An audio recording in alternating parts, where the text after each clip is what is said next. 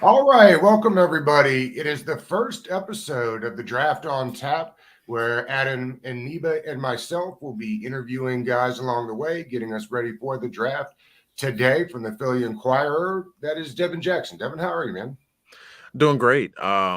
It's a fully draft season, so excited to talk about all these prospects. Senior Bowl kind of got us a little bit started, but combine a couple weeks, and very excited for that. I'll be there in person covering it, so it'll be nice to see how everyone ends up and how everything goes.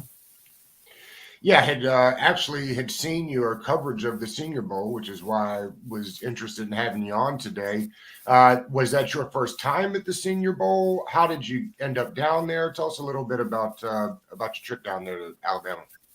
So it's been a event I've been trying to go to for a couple years, and I just missed out on going in 2020, just because I couldn't get everything lined up. I had a flight canceled, so I was supposed to go originally then, and then over the years just could never get the time off. So this year, with the Inquirer, they sent me down there to cover it. So I was able to cover it in person, and it was great. It was great to meet all the people in the draft community and see kind of practices in person and see how players interact, getting to talk with them after practices and at a media breakfast on the second day there. So you got a lot of access to these players and be able to kind of pick their brain a little bit, figure out, how well they kind of recognize some of the things they need to work on and how they kind of grow over a period of time with NFL coaching. So it was really fun to kind of see that dynamic and a really cool experience too. Adam, have you been down to the Super Bowl yet? I seen it. No, I haven't got a chance. I had a contributor going that about 2 years ago.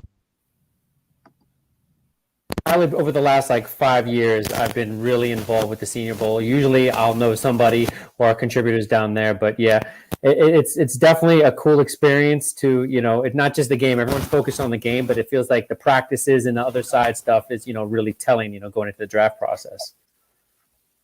Right on. All right, let's get into it. Adam, you're up. Definitely, Lonnie Phillips definitely stood out. On your Adam, draft. Adam, your audio is going in and out. Okay, is that better? Yeah. That's better now? Yes. Okay. As I was saying, Kansas Lonnie Phillips. I know that you were high on him just from reading some of your stuff. But what I'm still trying to figure out, I'm still evaluating his film. Do you think he can be like a traditional edge because he's not really quite in that mold, size wise, or do you think he's more in that tweener, 3-4 outside linebacker? But I'm looking to get, looking forward to just seeing more of his film. But just thought, ask you what you thought about him. Yeah, kind of seeing him in person, you see kind of the pass rush upside, his ability to win on the outside. But you kind of worry about how he's going to handle kind of some of the run responsibilities that come with being a Right. traditional end. So to me, that I kind of lean towards a 3-4 outside the linebacker, where on third just let him loose and let him get Right. after the quarterback. But I do think he's athletic enough to drop in coverage and drop in space a little bit. He made some plays on the move, like in the game and during practice. So I think I think you can try either way. But if you're expecting him to be a traditional defensive end, I think he definitely needs to beef up a little bit, put some Right. more weight on. But just the pass rush upside and ability to win, around the corner, that makes me lean towards more of a 3-4 outside linebacker. Definitely sounds good. Devin, I'm always curious about the process when you're breaking down the film on these guys. Generally, how much tape are you watching? Are you doing it in a closed off room with no sound on? You got music playing? I mean, how many different cut ups are you watching of these guys, and what's kind of the process there? So I've kind of evaluated over the years. Like I've tried, with music, with things in the background playing. Like last year in the cycle, like I would have like some white noise or something going on. So like, if I need to take a break or look up or for a little bit, I can do that and have those little breaks in between. But this year I've found that kind of the silence and just kind of working, there's like people can be working around me, but just in general, kind of a more quiet, relaxed environment I found can to help me watch these players a little bit more. And kind of what they refine the process. What I used to do, like even as recent as last year, just watch 3 or 4 games of these guys straight up, and kind of take notes as I go, but not having a huge note. Like if there's something that stands out, I'll write it down. And then like go back to it and say, okay, this and this is what I like about him, and things that I saw he needs to work on. But this year I've kind of changed it a little bit. So I right before the Senior Bowl, I probably got to like 50, 60 players, and I was watching like 2 or 3 games of them, just kind of preliminary watches, and to understand like their background and what they do well and whatnot. And a lot of those guys were like Senior Bowl guys too, so wanted to kind of get familiar with a lot of these guys before they go down to Mobile. But kind of in that process too, like some of the underclassmen have watched 2 or 3 games. And what my plan is like is after the combine is really go back and dive in to how I view these guys, and kind of taking consideration like how they test, does it match up to their film, speed wise, how they move side to side laterally, and then kind of go from there. So I already kind of have a kind of idea in mind on a lot of these guys, like where I would see them, where I would take them, and kind of like stack them up a little bit as I go. But to kind of get that final stamp of them, get everything that we can see in the pre-evaluation process. So like combine wise, Senior Bowl wise, Shrine Bowl, etc. Watch that, watch the games before that, kind of taking consideration what they did when they were down at the bowl game, but not making sure not the only thing I'm looking at. And then the combine as well. So like taking like all these things kind of into consideration when you're evaluating players, because that's how the NFL does it as well.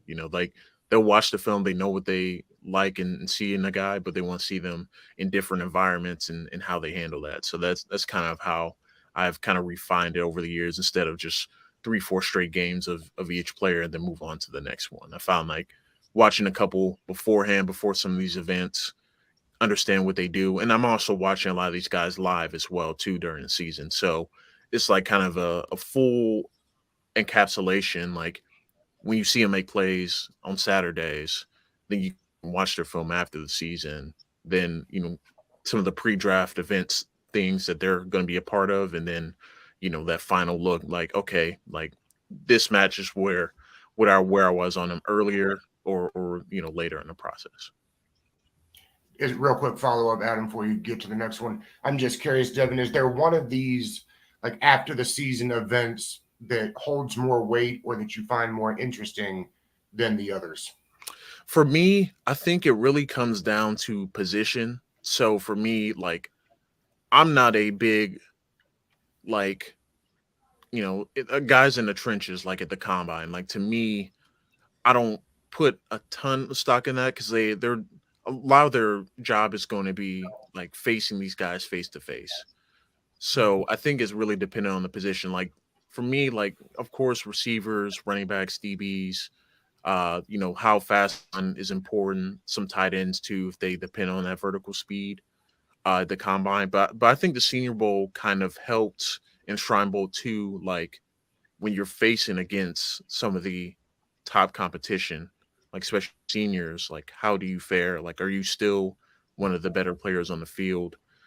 So for me, I think the hardest one to really gauge is like safety, because like even in all-star events, they're just not going to be as active as like a corner or linebacker or running back or receiver.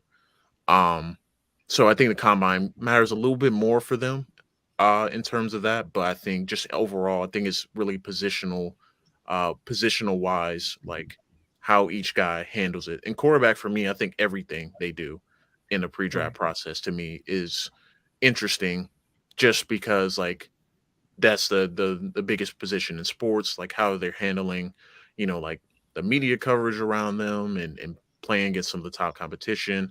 So like a lot of these top quarterbacks, we won't see them until the combine, and there's a good chance that many of them won't throw at the combine. So I think the interviews that will be probably the most interesting part for them, particularly. And then obviously at the pro day too.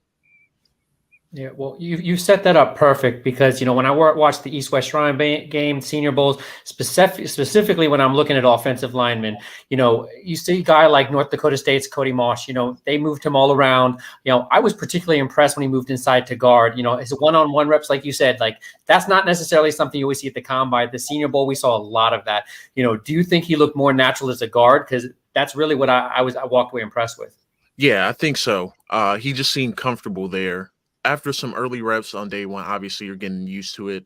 And for me, day one in general for the Senior Bowl, you kind of take it with a grain of salt because these guys are learning on the fly. A lot of them are being moved around a lot too, especially offensive lineman wise. You know, they a lot of them played all over the line that week, even if they're going to play just tackle or just center or just guard at the NFL level. But I think for Cody Mock, him to be able to play guard probably will certainly gives that positional versatility. Like, okay, we know what he looks like at tackle on film already. He's going to be a really good run blocker, no matter where he is on the line. But is he going to be athletic enough to handle like some of the edge rushers and whatnot? Is he going to be strong enough to handle some of the interior defensive linemen? I think he answered questions in a resounding yes. So I think he certainly helped the stock, showing that he can play multiple positions and has set himself up to, I think, be a top 2 round guy. You know, if everything comes back clean medical wise, and he doesn't have to test off the charts in Indy, but I think if he, you know, handles himself, you know, in a great manner, you know, and runs where they're expecting him to run and things like that, and continues to check the boxes, I think he has a really good chance to go in the top 2 rounds. Agree. Devin, a lot of people have like draft philosophies. Like there are some folk that will tell you, no matter how good a running back is, I'm just not taking running back in the first round, or I'm not taking off-ball linebacker in the first 15 picks. So do you have some of these philosophies that you believe in personally? I would say no. To me, I think it really comes down to how badly do you need the positions. And I think, you know, the value is certainly something to take into account. But for example, like safeties aren't valued super highly, but I think Brian Branch is probably a top 10, 15 player in this class. So how high do you take him? And I would take him in the top 15, depending on what you're looking for, what you need on the defensive backfield. And the same thing with running back. I know the running back position has been a big point of contention. Like, you know, we didn't have any, I don't think we had any first round running backs last year. So that one's a tough one. But I think, to me, I generally like running backs in kind of that 20-ish range, like 20 and later. So I guess that's not like a hard, you know, like stamp on that one, because like Bijan Robinson is another example of a 10 to 15 talent in this class. But because of the position and the devaluation of it, he's probably not going to go that high. But I wouldn't be upset, you know, and I think it really is a case-by-case basis. So if a guy is a game changer at multiple levels of the field, and maybe it's not a position that is valued that high, I think there's still reason to take him. Like, I remember the discussion around Micah Parsons. Like, a lot of people didn't know, like, is he a true linebacker? Is he an off-ball guy? And a lot of people expected him to go later in round one. He win kind of the top half, and we've seen what he's done. So you have some in this particular draft class that people may disagree on how high they may go, but I think in the end it should just come down to, are they going to be a difference maker for your team immediately? And that's what I think round one guys should be. And I know quarterbacks sometimes are a little bit more complicated in that aspect, but I think when you look at these other positions, to me, if you're a immediate impact guy that has, you know, like all pro or Pro Bowl level potential, I think it really shouldn't matter, you know, kind of what the rules may be in place for how high you should take them. So Adam, I don't know if we've ever had that conversation. Do you have one of those philosophies that you kind of live by? Well, you know, like I love to look at small school, you know, HBCU guys, and I really feel like it's a case by case, year by year situation. But I always try to, because it's impossible to really like go through all of the prospects in the draft. So it's one of those things where you just try to zero in on, certain guys, and me particular, I'm Washington. So I look a lot of what they need. And that's kind of what I zero on. It's interesting, Devin, you were talking about the running backs, and I had always long stood by it doesn't matter, don't draft them in the first round. But I had a buddy of mine talk to me the other day who kind of got me into that, where you were talking about if you can get one of those guys in, say, the back end of the first round, if that's where you're drafting at, if you're not going to give out second contracts to running backs, if you're one of those guys that believes in that philosophy, then getting the 5th-year option on these guys and being able to run them for 5 years and then letting them go actually makes a lot of sense for your Bijan Robinsons or Jamari Gibbs, guys like that may actually be real difference makers for 5 years, and then you're doing it again. I also know lots of guys live by drafting a wide receiver every year just because, particularly now, how much they cost you. Which they didn't a couple of years ago. So I find it interesting kind of as these trends change and evolve and work themselves, particularly with the 5th-year option now. Yeah, it's become critical, especially for building Super Bowl contending teams. You need to have as much money flexibility as you can, especially if you have a top quarterback that's going to need a payday in the next couple of years. So I think that's also another layer to kind of keep in mind with some of these, especially offensive players. But like even some of these tackles too, like maybe there's a tackle that you have a second round grade on or like a late second round grade on, but you get that extra year because you might not need him, say, this upcoming year, but in the future. Then you still have that extra year on the back end where maybe you restructure the contract if he plays at a really high level, but then it gives you a little bit more time also to really develop and mold players that maybe you don't necessarily need right now, but in a year or two, once other contracts come up, that then it's going to be something that you address. So I think that's a good point too. Like 5th-year options have made it, even more crucial to not only find a player that can make an impact at some point in the next year or two once you select them, but you got that extra year on the back end too, where you can decide to pick up his option or not. So I think that's a good point too, like to keep in mind while scouting. Like with running backs, you mentioned that with Gibbs and Robinson, but even other premium positions like edge rushers are starting to get big paydays too. Right. And you want to give your guy enough time to develop and truly become the player that you envision him to be. But in that 5-year time frame, you want that to happen. Maybe sooner than later. But if not, you still have that time to make a decision on it. And if you want to move on from him, you can just do so. That sets up perfectly what I was going to ask. Is I really look at someone like Kyle Shanahan. You're talking about Jimmy G. He got Lance in the first round, and then look what happened when they late pick with Mr. Irrelevant, Brock Purdy. There's a guy who was looking pre-draft. Shepard's Tyson Badgett. I really liked what I saw as a late day 3 pick. But after his performance, I think he didn't really do himself any favors. There was a lot of miscues, but how he stood out, in college as being, a record breaker, 17,000 plus yards during his career. Do you think he has the chance to be in that, that late round, even Mr. Irrelevant, and get drafted? Because when I saw Brock Purdy, again, this is Kyle Shanahan. He's able to do this, always had a QB in the wings. Do you see as Badgett as a guy that, you can stash him in the back end and really, mold him to what you're trying to do? Yeah, he's definitely a draft guy. The Division II level of play, just isn't the same level. And I think, early on in the week, especially in Mobile, it took some time to adjust. Right. And with him, I think you're going to have to take some time to really kind of develop his game a little bit more. Because, like, he's a guy that everything he throws is a fastball. Like, he has to develop that touch that you look for in NFL quarterbacks and be able to put it in windows. And he's shown the ability to throw into some windows, and he has the arm strength to do it. But I think he just really needs a year or two of NFL coaching and working and honing in on his mechanics and just how he can kind of change up his speed of the ball and things like that. So I think he's probably going to be a guy that if you draft him probably round 6 or 7, and then he's probably going to spend some time on the practice squad. Right. You give him some time in preseason to get some NFL action too.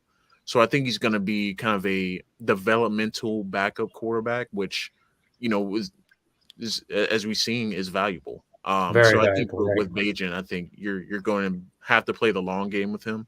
But I think if you play it right and you really get him the tools he needs to develop, then you have a guy that you can rely on if your starting quarterback goes down at some point in his career. You mentioned the quarterbacks. Let's go from a guy that may be drafted at the end to some of the guys that'll go in the first round. How do you have the first kind of 3 or 4 quarterbacks that are expected to go in the first round? Yeah, so for me right now, I would say the top 4 are kind of clear, but for me, the way I stack is Bryce Young, CJ Stroud, Anthony Richardson, Will Levis. And ranking there isn't really indicative on how high I think each one will go or who will go first. So I think it really depends on, with that number 1 pick, what do the Bears do? Like, are they going to trade down? Like, how far are they trading down? And then it's really going to come down to which preference of quarterback. And to me, I think as, like you look at kind of the modern game and where quarterbacks are going, in terms of being able to make plays out of structure and with their legs. That's why I kind of lean towards more of Bryce Young being the first quarterback for me. Just the creativity and what he's able to do outside of the pocket and still find the middle of the field, even though he's pretty small. So I understand he's an outlier and he's not going to be your typical quarterback that you see go so high. But I think because of those things and just, how he can move the football, even when there are guys on the field that, aren't producing at a high level, although they do have a lot of high level recruits. They were just young and inexperienced, and he was still able to push them, within a couple plays of being undefeated still. I mean, they lost both of their games by 3 points or something like that, or a couple points. So that's what sticks out to me. But I think CJ Stroud is a guy to me that probably immediately is going to be the best pure passer of the guys coming out. Just being able to deliver passes on time and on target. I think just him continue to grow his game as a creator out of structure is going to be big for him, and just dealing with pressure a little bit better. And then you got Will Levis and Anthony Richardson. To me, they're very close in terms of how you stack them. And I think for me, just how Richardson navigates the pocket and still able to find guys down the field, even though the inaccuracy issues are definitely mechanical and footwork wise. I think that's going to be something before he steps on an NFL field to be a starter. He's going to have to clean up. Then with Will Levis, you just love everything about his tools. I think when you are looking for the passer tools, you kind of check the boxes off with him and just how he's able to add value to the run game. He's not a dynamic runner, but he can get yards and create plays out of structure too. And what I like about him is just how quick his release is. Everything with him is, you can tell he's worked with a quarterback's coach that got his mechanics really clean. Everything about his throwing motion to the way he sets his feet, I think, really models the NFL game. But I think with him, it's the inconsistencies, with accuracy, with how far he leads his players on deep passes. I think sometimes he underthrows deep balls quite a bit, but they're always in the right spot. So it's like, to me, it's difficult with Levis because, like, you see that he is doing things that you would typically see an NFL quarterback does. There's not enough consistency with it, which made him number 4 for me, but it's a close number 4. So I think those 4 guys are extremely talented, got to be in the right situations. But to me, I think Stroud is probably the one that you could probably put in a couple different offenses, but the other three, I like to see them kind of in a outside zone scheme where Agreed. their mobility is used a lot early on, especially. But I think Bryce Young can develop into a player that can play in multiple systems. But that's kind of how I see it right now. Adam, they're talking about. I saw earlier today that the Bears, and a lot of posturing this time of year, but the idea that maybe they would just trade Fields to be able to take Bryce Young. Do you have Bryce Young as one of those guys where you totally restart the franchise with? Personally, I wouldn't, and that's not indicative on his talent. I just think with Fields, you have something, and I think that there's a lot that you can do. If I'm the Bears, just trade back and get as many picks as you can, because I think if you can, build up the skill players for them, the offensive line, that team can be really good and get really good very quickly. So I think Bears have the opportunity to, if someone's willing to move up for, one of the guys you talked about, Young, Stroud, I think that they could get a haul for him. But I think that their best bet is to just really focus on what they've always been, known for, which is their defense, and just, build the rest around Fields. Because not that I think Fields is going to be, one of the best quarterbacks, but I think that, resetting that already, I'd like to see more before I do something like that. So I think their best opportunities just to continue to build around him, because I think somebody's going to want to move up, and I think that they'll get probably more than the points chart will even require, just because the Bears have the key. They'll have all the keys to be able to do that. Devin, where do you stand on Bryce Young? Is he one of these quote unquote generational guys that you'd start over with, or are you with Adam as far as good enough quarterback already? Let's build the roster. Yeah, I'm kind of with Adam, but also I'm thinking about the Bears' current construction right now.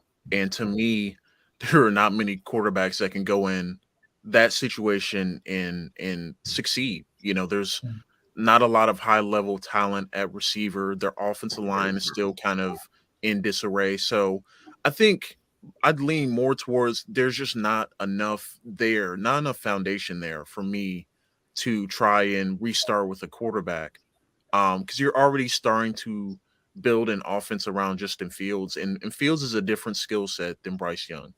Bryce Young he can create, but he's not a dynamic runner like Fields is. Right. So I think it's more on like the roster construction and just what's around it.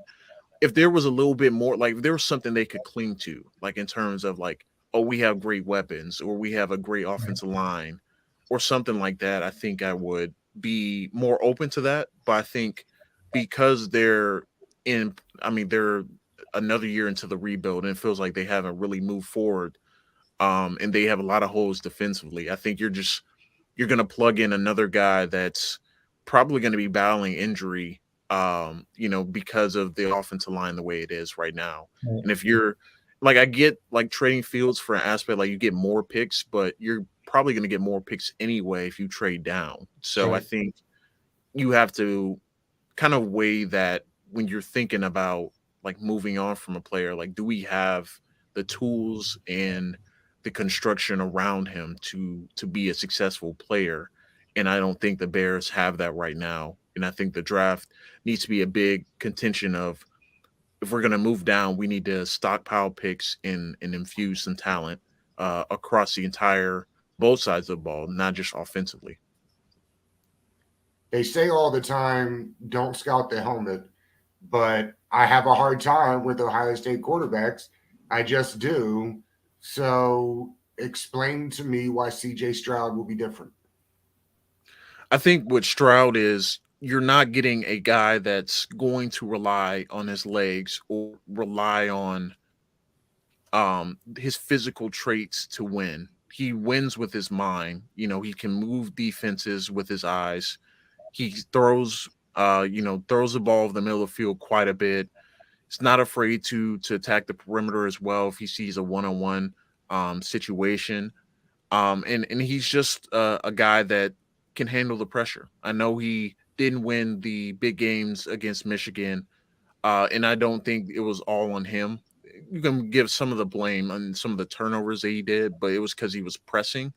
Yeah. And then with the Georgia game, he went against probably the most talented defense in college football and really took him down to the wire. And he got him in field goal range. He showed me some stuff in that Georgia game that I didn't expect from him. Yeah, me too. Yeah, so I think with him is a little bit of opportunity, a little bit of willingness to run the football and create off script. And we know it's not going to be a huge part of his game, but it's certainly an aspect you need for a quarterback. And then when you just look at the other quarterbacks or other Ohio State quarterbacks compared to him, a lot of them were physical tools wise. Like a lot of the guys have, like you think about like Cardell Jones, he had a big arm. Like Braxton Miller was kind of an all around guy, like just speed guy. Justin Fields, he has a pretty good arm, but he relied on his physical tools to win. And then with Stroud, you don't see a guy that's going to be a blazing athlete. You don't see a guy that's going to be someone that is going to run the ball a ton, but you see him stand in the pocket, deliver, under pressure. And something that I think he got better with over the course of the season, but still, I think every young quarterback can improve recognizing and handling the blitz. But I saw someone that was extremely confident, play at such a high level on the biggest stage, the college football playoff. And I think he certainly left us with better than he was coming into the game with. And I think that's an important part of quarterbacking is like the last thing you leave on the field, be your best work. And I thought that was for him and Bryce Young. So I thought those two guys, they separated themselves with that final game, their final bowl games, and showed that all their skill sets that you cover for an NFL quarterback. Adam, you got anything more before we get out of here?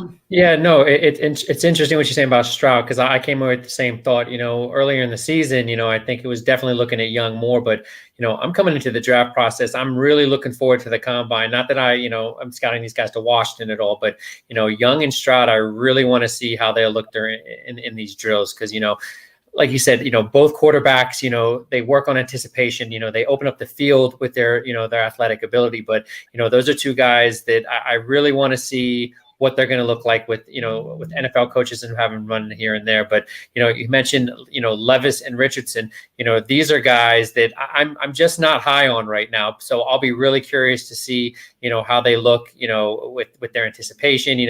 I think Richardson's going to just blow it up as far as, drills, and he's going to look great. But, like you said, you better have a plan for those guys. But I think with Stroud, I like him to have the most immediate impact. I think you're going to have to be patient with Young, but a lot of people have been talking about Stroud possibly going to the Raiders, and I think that would be a really good fit for him because I think not that Turner I think is going to do great things over there, but I do like some of the talent they have over there, and I think you have a great receiver, you have a really good running back, so it'd be really interesting to see where those guys go.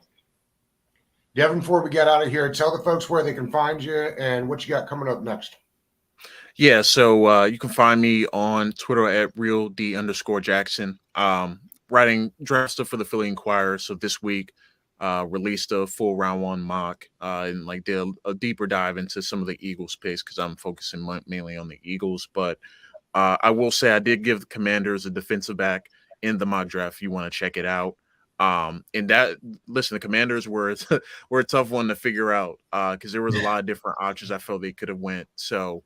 I'm very interested to see who they take a liking to and who they end up selecting in the first round.